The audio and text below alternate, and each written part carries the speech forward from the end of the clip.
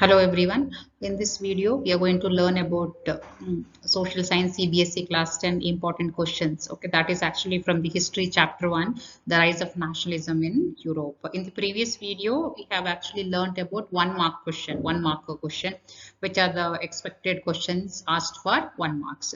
In this video, we are going to learn about some of the short answer questions that is actually asked for 3 marks.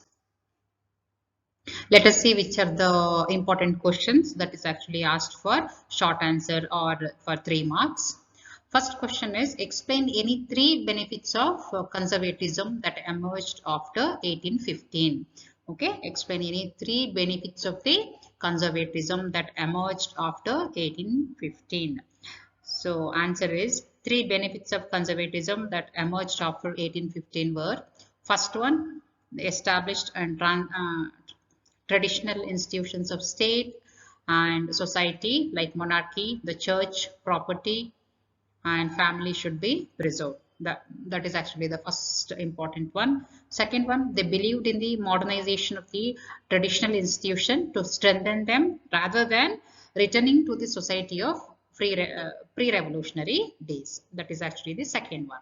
Third one, also they believed that abolition of feudalism and serfdom and replacing it with a modern army, an efficient bureaucracy, and a dynamic economy could strengthen autocratic monarchies of Europe.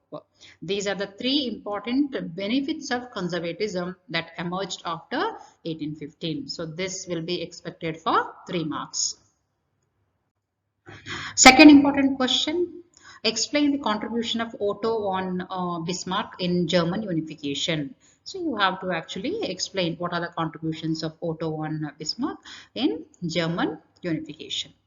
Answer is contribution of Otto von Bismarck in German unification. Nationalist feelings started spreading amongst the middle class Germans.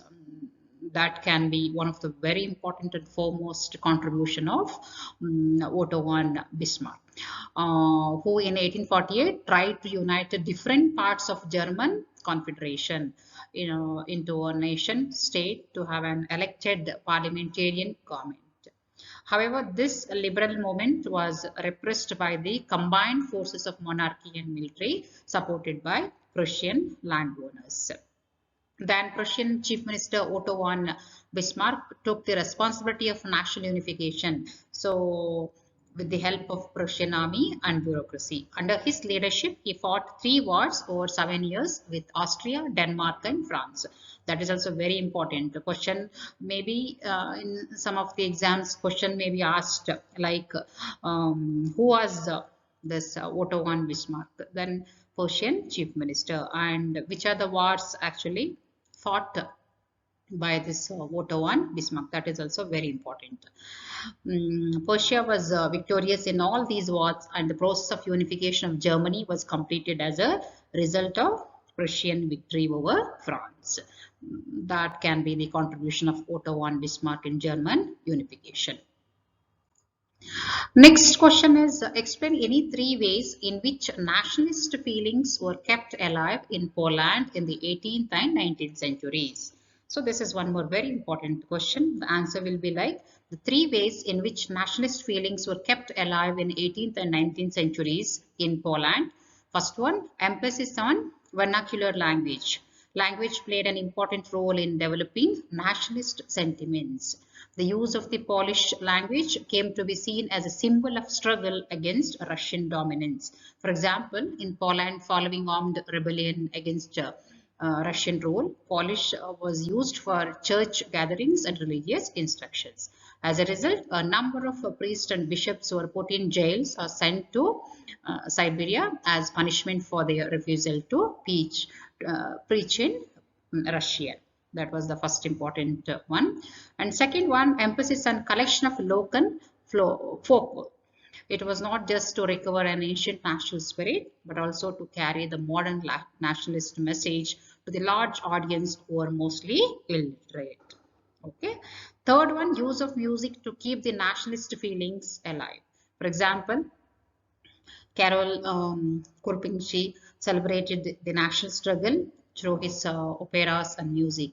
turning folk dances like the Polonaise and Nazruka into nationalist symbols. So these are the three ways in which nationalist feelings were kept alive in 18th and 19th century in Poland.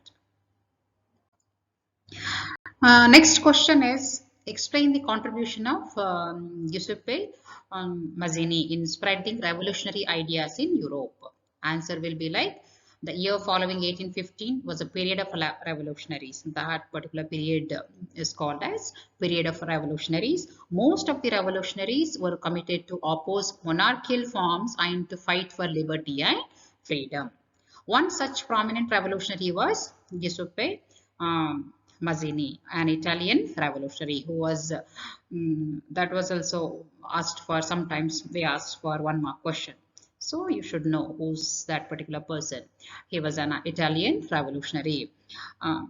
Mazzini also saw the creation of nation states as a necessary part in the struggle for freedom. Okay, strongly believed in the unification of Italy as a single unified republic, which could be the basis of Italian liberty. Then Mazzini's relentless opposition to monarchy and his vision of a democratic republic frightened the conservatives. His ideas also influenced the revolutionaries of Germany, France, Switzerland, and Poland. So, for the contribution of Giuseppe Mazzini, you can actually write this particular answer. Next question, describe any three reforms introduced by Napoleon in the territories he conquered. That is also very important. He conquered many territories, but write any three important reforms he introduced, okay, in the territories he actually conquered. Three reforms introduced by Napoleon in the territories he conquered were the Napoleonic Code. That was the first important reform. It finished all the privileges based on birth and established equality before law and secured the right to property. So the Napoleonic Code, that was the first important reform. Second one, he simplified administrative divisions, abolished the feudal system and freed peasants from serfdom and monarchical dues. That was the second important reform. Third one, he introduced uniform laws, standardized weights and measures and common national currency to facilitate the movement and exchange of goods and capital from one place to another. Okay, so these three are the important reforms introduced by Napoleon in the territories he actually conquered. First one, the Napoleonic Code. Second one, he simplified administrative divisions. Third one, he introduced uniform laws. Okay, this is also very, very important question. Next question, explain any three causes of conflict in the Balkan area after 1871. Answer will be the nationalist tensions emerged in the Balkans due to the following reasons. Balkans was a region of geographical and ethnic variation comprising modern day Romania, Bulgaria, Albania, Greece, Macedonia, Croatia, Bosnia, Herzegovina and Slovenia, Serbia and Montenegro, whose inhabitants were known as the Slavs. A large part of the Balkans was under the control of the Ottoman Empire. After the decline of the Ottoman Empire and the growth of romantic nationalism in the Balkans, the region became very explosive. Its European subject nationalities broke away from its control and declared independence also. As a different nationalities struggled to define their identity and independence, the Balkan area became an area of intense conflict. The Balkan states were fiercely jealous of each other and each hoped to gain more territory at the expense of others. Even the Balkan also became the scene of big power rivalry. Russia, Germany, England, Austria, Hungary, all big powers were keen in countering the hold of other powers. This ultimately turned Balkan into a war region, which eventually provided a minor cause for the First World War.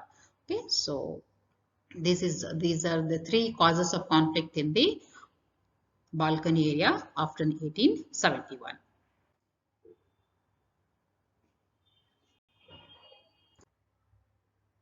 In this video, we have learnt about some of the very important questions asked from History Chapter 1. So that is for 3 marks. Some of the important questions for 3 marks. And in the next video also, we will actually learn some of the more, a few more questions related to 3 marks. Thank you.